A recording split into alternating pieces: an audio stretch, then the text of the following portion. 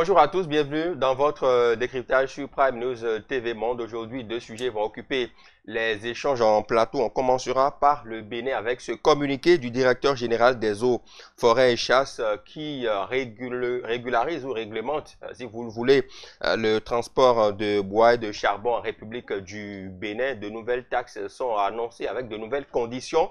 On analysera ce sujet. Et puis en second lieu, on parlera de cette réforme annoncée lors de sa campagne pour la présidentielle aux États-Unis d'Amérique. Donald Trump l'a annoncé, il a joint l'acte à la parole avec pour première décision des expulsions qui sont annoncées de son pays vers certaines destinations. 102 Béninois sont concernés par cette mesure d'expulsion. Que peut-on en comprendre? On analysera tous ces deux sujets avec notre invité déjà en plateau, un confrère que j'ai le plaisir de vous présenter, que je connais très bien. Eh bien, je suis avec lui en plateau, Aziz Adam Souley. Bonjour à vous, bienvenue. Bonjour à vous, Stanislas Samoa. Bonjour à tous les amis internautes de Prime News TV Monde. Je rappelle que vous êtes rédacteur en chef à Iroko TV, c'est bien cela? Exactement. Merci beaucoup, journaliste qu'on ne présente plus, justement. On a fait nos âmes sur plusieurs médias, faut-il le préciser, au passage. Voilà, on a gardé de très bons contacts au passage. Alors, on commence par le tout premier sujet. Le directeur général des eaux, forêts et chasses a communiqué justement pour réformer un peu le secteur du charbon et du bois dans notre pays. Quand vous avez lu le communiqué, quelles sont vos premières analyses? Je pense qu'on aurait pu tamiser un peu. Tamiser dans la mesure où, tel que les choses sont corsées, même par rapport au prix, je pense qu'on peut encore revoir. Vous voyez, ça part de 650 à je pense, en tout cas, entre 600 et 730 et 735, voilà. Je pense qu'on peut encore revoir quand on sait qu'aujourd'hui, le coût de la vie est... C'est vrai que ce n'est pas uniquement au Bénin que ça se constate, mais je pense qu'on aurait pu, pourquoi pas prendre la vie? Prendre l'avis, disons, des acteurs concernés, secteur, faire un petit sondage et s'harmoniser ou harmoniser le prix. Ça, c'est, comment on appelle, l'un des aspects sur lesquels j'attendais, par exemple, les détails de ce communiqué que je n'ai pas eu. L'autre chose, quant aux heures également, oui, je suis d'accord que on a pu constater que la déforestation, même dans certaines contrées du pays, le couvert végétal, de jour en jour est en voie de disparition. On peut le constater, certes. Mais il y a aussi des garde-fous qui sont mis. Et ces garde-fous-là, c'est justement pour sauvegarder notre environnement. Je peux présumer que c'est l'une des raisons pour lesquelles, sans doute, ou c'est ce à quoi peut-être aspire ce communiqué du directeur général, je crois bien, des eaux et forêts, M. Adjina. Alors, je pense qu'au-delà même de cette décision, on avait déjà expérimenté une autre décision par rapport aux heures de passage d'un céréal, fut-il le soja. Et même jusqu'à présent, aller questionner ces acteurs-là eux-mêmes, c'est qui a mal donne. Parce que c'est une décision un peu comme un os dans la gorge de ces producteurs-là qui, ils sont conscients de l'opérationnalisation ou de la faisabilité de la décision, mais dans l'absolu, c'est que c'est un peu contraignant pour eux. C'est un peu contraignant pour eux. Et je peux même prendre encore d'autres cas. Vous imaginez, dans ce pays, on est revenu sur un aspect selon lequel, dans le secteur du transport, puisque nous y sommes, parlons-en, le secteur du transport, par exemple, où vous vous souvenez de cette décision, je crois bien, en tout cas 4 ans ou 5 ans en arrière, je ne sais plus trop, où il a exigé, par exemple, des conducteurs de taxi, enfin, des véhicules soit à 4 ou à 5 places, il y a, je crois bien, un nombre qui leur a exigé de garder pour un trajet de passagers donné. Mais quand vous écoutez également les acteurs, je comprends que c'est pour éviter la surcharge et pour éviter des cas d'accident. Mais est-ce qu'au préalable, on a pu rencontrer les acteurs concernés? Je pense que pour échanger et recueillir leur avis. Je pense que ce côté-là manque un peu et il va falloir y penser. Des séances préalables des séances de sensibilisation pour qu'ensemble ils puissent accorder leur violon. Mais qu'une décision ne tombe pas, disons comme ça, je suis d'accord que force reste à la loi, je continue de le dire. Je suis un conformiste, il faut faire l'effort en tout cas de rester, se légaliser, se conformer à la loi, voilà, j'y arrive. Mais le plus important pour moi, je pense que on ne saurait prendre une décision sans les acteurs concernés. C'est vrai que parfois, il faut faire le bonheur du Béninois sans son consentement, mais avec déjà le sacrifice, l'effort que ces Béninois ont déjà pu consentir jusque-là, je pense qu'il y a matière à des moments donnés pour des décisions qui les impactent directement. Je pense qu'il y a matière à prendre leur avis sur, disons, ces détails-là pour éviter, on va dire, à l'avenir, disons, des situations inattendues, quoi. D'accord. Aziz Adam Soulé, rentrons dans le fond de ce communiqué. Vous en parliez tantôt. On dit, pour l'autoconsommation, le moyen de transport utilisé par un particulier ne peut charger en aucun cas plus de 2 sacs pour le charbon de bois et une stère pour le bois de feu. Quand on sait que par le passé, les gens chargeaient plus de 3, 4, 5, 6 sacs de charbon de bois, qu'est-ce qui va fondamentalement changer à votre avis? Est-ce que vous voyez les populations ou les acteurs de ce transport-là se conformer à cette décision qui, je le rappelle, est conforme et s'inscrit suite aux dispositions de l'arrêté interministériel qui date du 29 juin 2009, à préciser le communiqué. Oui, justement. C'est comme ce que je disais tout à l'heure, ce n'est pas que la décision n'existait pas. La décision existait, mais c'est la mise en application en fait qui posait problème. Et au Bénin, c'est un peu ça. Parfois, est-ce que je vais dire que c'est pas méconnaissance des tests? Parfois, il y a des décisions qui existent. Mais parfois, quand on commence par essayer là, quoi qu'on dise, il faut reconnaître la bravoure et la ténacité, sinon la témérité de ce régime qui sort des placards des décisions peu ou prou qui existaient, mais dont la mise en application posait problème par le passé et qui était même pratiquement l'os dans la gorge de des dirigeants précédents, des chefs d'État précédents. Alors, venons-en au sujet que vous avez évoqué. Non, mais je pense qu'il y aura forcément des poches de résistance. Des poches de résistance dans la mesure où quand on prend par exemple, le quota exigé pour les transports, oui, même si des agents de sécurité ou le système de contrôle est déployé sur le terrain à des points peut-être stratégiques, il y aura des poches de résistance, non pas parce que la population veut faire de la confrontation, non, loin s'en faut, mais je pense que parce que la population n'a peut-être pas été approché par le passé, ou même pas forcément la population, ou même les responsables en tout cas de ce secteur-là, n'ont peut-être pas été associés, peut-être que je dis de n'importe quoi, mais ceux dont je suis sûr, les acteurs sans doute, quand ils seront interrogés, ils vous diront leur part de vérité, et même parfois un certain nombre de contraintes. Et même par rapport au chargement, l'autre aspect positif que je relève dans ce communiqué, je suis tout à fait d'accord, le quota exigé parce que parfois, pour les particuliers, c'est pas plus de 2 sacs pour le charbon de bois et pas plus d'une stère pour le bois de feu. Voilà, pour les particuliers. Pas plus d'une stère et tout ça, peut-être que le DG des eaux et forêts, en prenant cette décision, a voulu, on va dire, permettre à chacun de pouvoir en bénéficier parce que vous le savez, je ne vous apprends rien.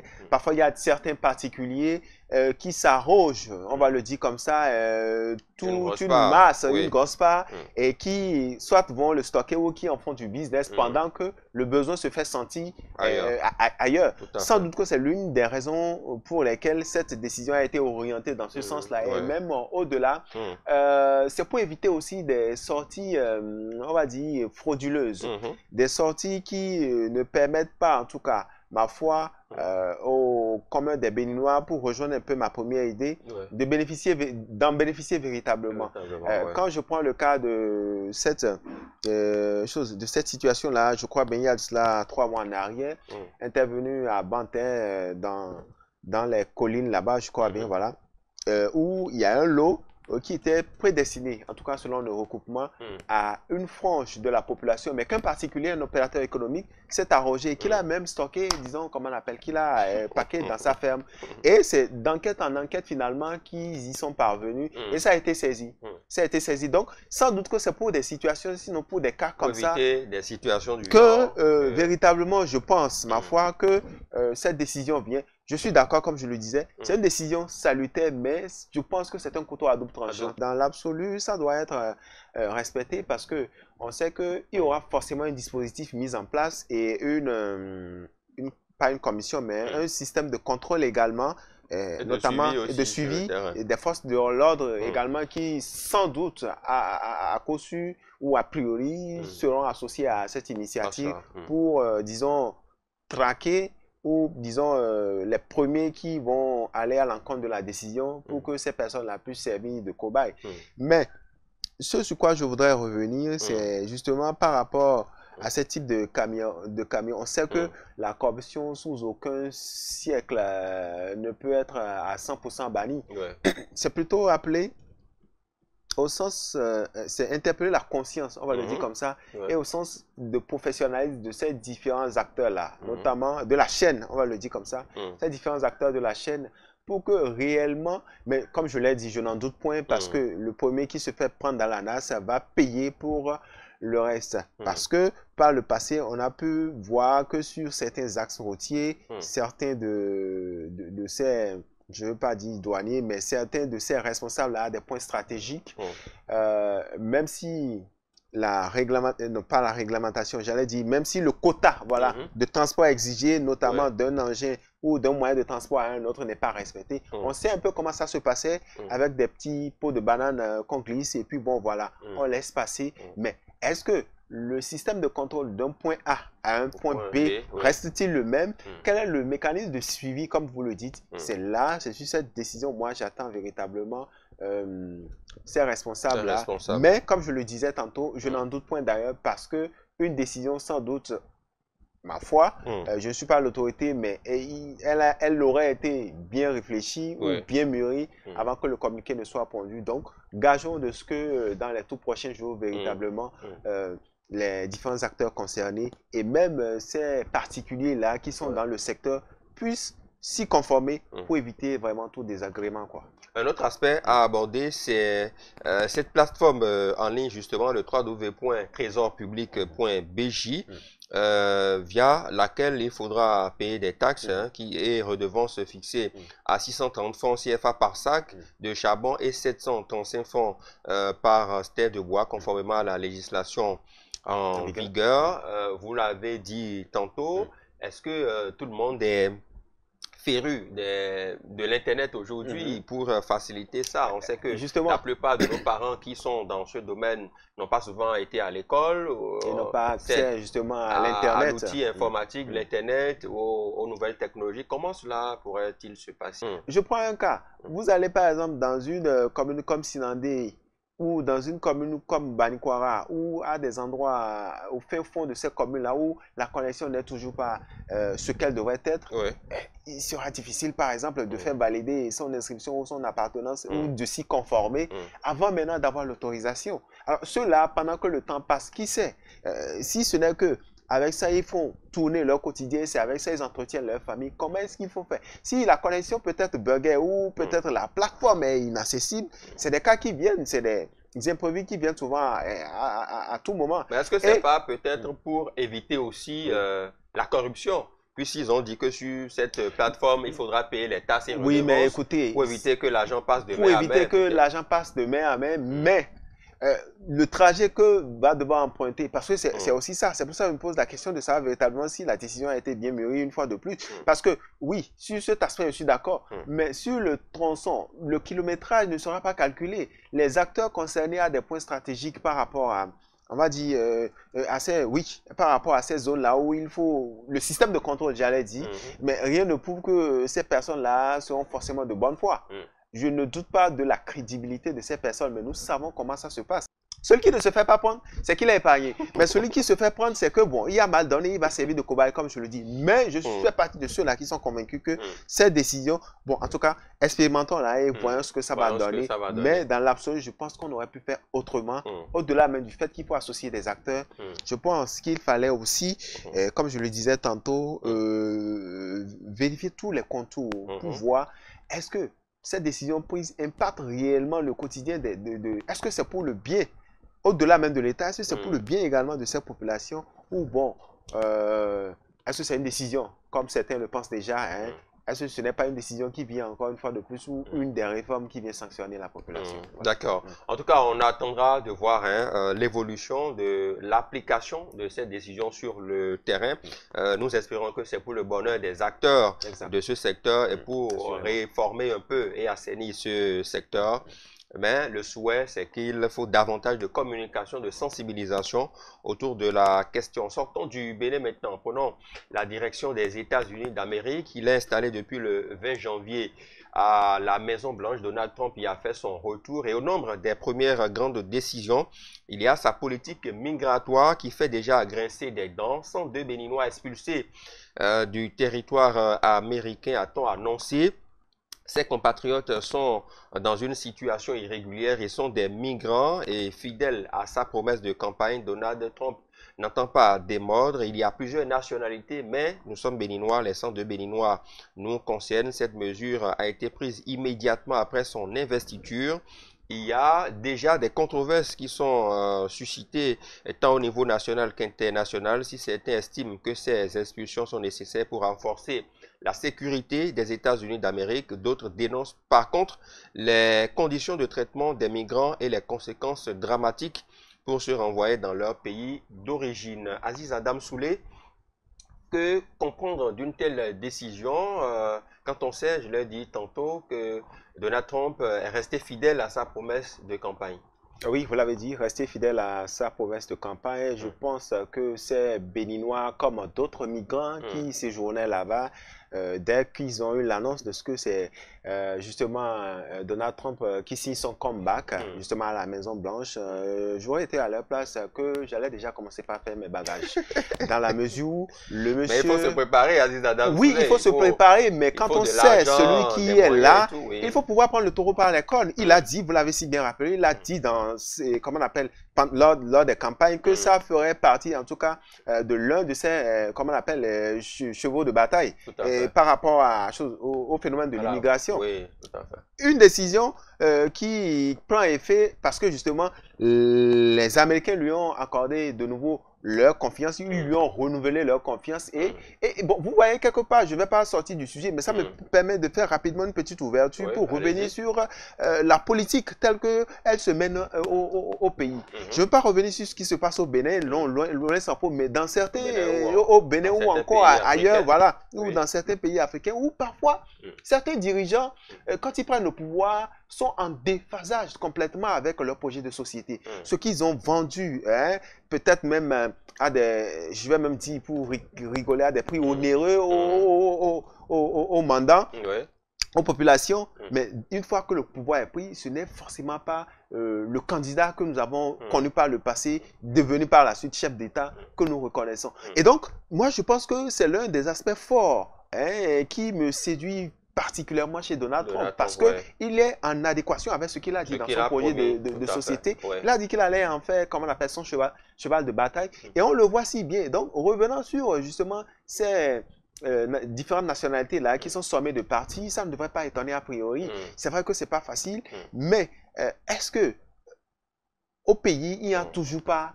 un mieux-être? Vous voyez, c'est un phénomène qui a la peau dure, nous revenons dessus, le phénomène de l'immigration. Là, maintenant, avec cette décision, vous voyez, prenant le cas du Bénin, 102 déjà migrants sont en route pour revenir au Bercail. C'est un phénomène inhérent à toutes, comment on appelle, à toutes les régions.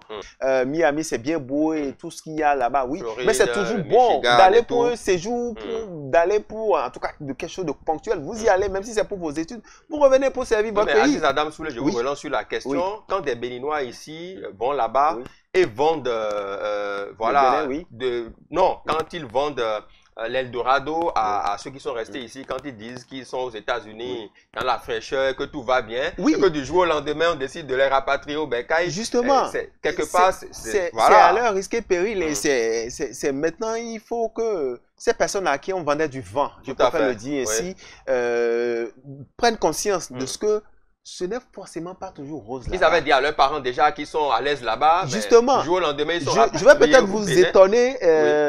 La plupart, allez remarquer que la plupart de ces personnes-là, justement, qui je ne vais pas dire se la jouent, mais qui vendent justement ces rêves-là, soit sur les réseaux sociaux ou à ces Béninois qui, eux, tout au moins, ont, même si ce n'est pas les 3 repas quotidiens par jour, qui au moins ont le minimum par jour ici. Mais ce sont ces personnes-là qui rasent les murs, et on le croit de le dire de l'autre côté, qui rasent les murs, qui n'ont même pas de toit, ou qui sont dans des conditions de restriction totale. Il faut pouvoir le dire, pour que certains des jeunes comme nous autres, et certains de nos jeunes frères qui aspirent à aller là-bas, comprennent que c'est toujours mieux de respecter ou d'aller, mais dans la légalité.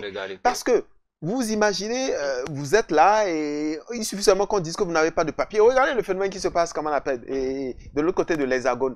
Des sans-papiers qui tout le temps ils sont stressés parce qu'ils ne sont pas libres. Il suffit seulement qu'on voit un véhicule de la police et bon, ça commence par courir dans tous les sens parce que justement, on sait qu'on n'est pas en règle. Alors que chez vous, au pays, il vous suffit seulement d'avoir votre carte d'identité et même, il suffit quand même que vous soyez reconnu comme étant béninois et que vous avez la liberté ou que vous ayez voilà, la liberté de circuler, tout librement. Donc, je pense que c'est un phénomène qui a la peau dure, comme je le disais, sur lequel l'État continue en tout cas pour pas travailler. Parce que, et c'est là que je félicite justement le gouvernement par rapport à ces dispositions qui sont prises. Je me rappelle encore, il y a de cela 2 mois en arrière, une frange qui est rentrée de l'Algérie, je crois bien, mais qui a été raccompagnés dans la Donga où il y a un système de suivi qui ont été remis à leur famille, mais en même temps, il y a un système qui a été mis en place pour leur permettre de ne pas être oisifs, mais d'apprendre un métier. Je ne pense pas que le bonheur soit ailleurs. Stanislas à moi, le bonheur, c'est ici chez nous. Et en fait, moi, je fais partie de ces philosophes-là. En tout cas, c'est ma philosophie. Je pense qu'on se construit son bonheur soi-même. On ne se construit pas son bonheur en espérant que... Parce que, bon, d'accord, ceux qui oublient, ceux qui y vont, même là-bas, ils travaillent. Tout à fait. Ils travaillent et, d'accord, je pense que généralement, beaucoup s'en tiennent au coût, on va dire, par rapport aux revenus. Bon, mais les revenus aussi, c'est en fonction des conditions. C'est en fonction des conditions. Voilà, parce qu'il vous faut payer un quota, la vie aussi n'est pas toujours rose là-bas. Donc, quand on fait le ratio, on se rend compte que, bon, d'une manière ou d'une autre, c'est à quelques différences près, quoi.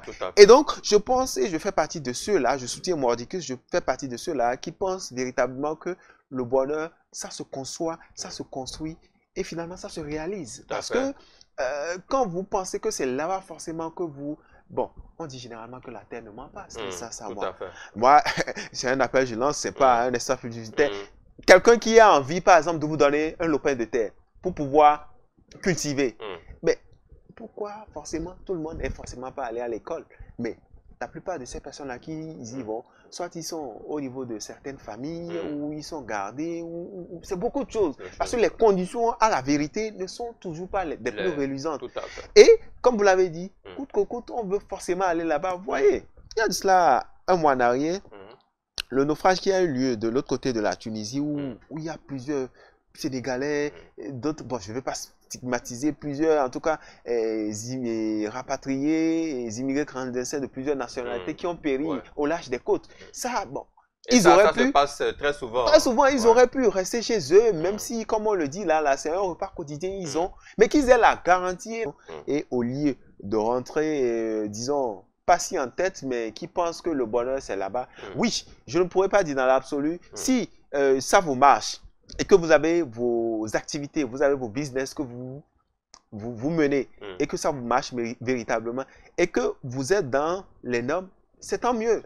Mais nous parlons justement de ces clandestins-là ici qui, parfois, vous imaginez, qui sont dans des conditions quand on dit clandestins, c'est que les conditions ne sont pas réunies. Ne sont pas réunies, qui sont dans des conditions pas du tout agréables. Et il faut tout le temps raser les murs. Je pense que le bonheur, c'est chez soi. Et Donald Trump, c'est en même temps un appel à la jeunesse. Donald Trump, en se conformant à cette décision, c'est aussi un signal à l'endroit de ces différents États africains.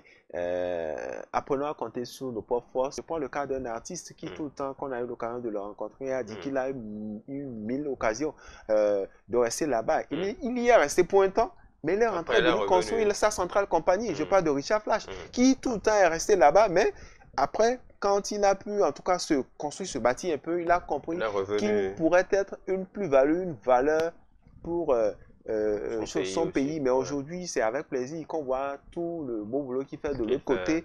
Et ces artistes-là aussi qui signent avec lui. Donc, vous voyez, ce n'est que ce cas, cet exemple-là, parmi tant d'autres, pour montrer que on peut aller là-bas, mais parce que c'est chez les autres. Et on le croit de le dire, ce n'est pas chez nous. On peut aller là-bas, à l'aise que chez soi.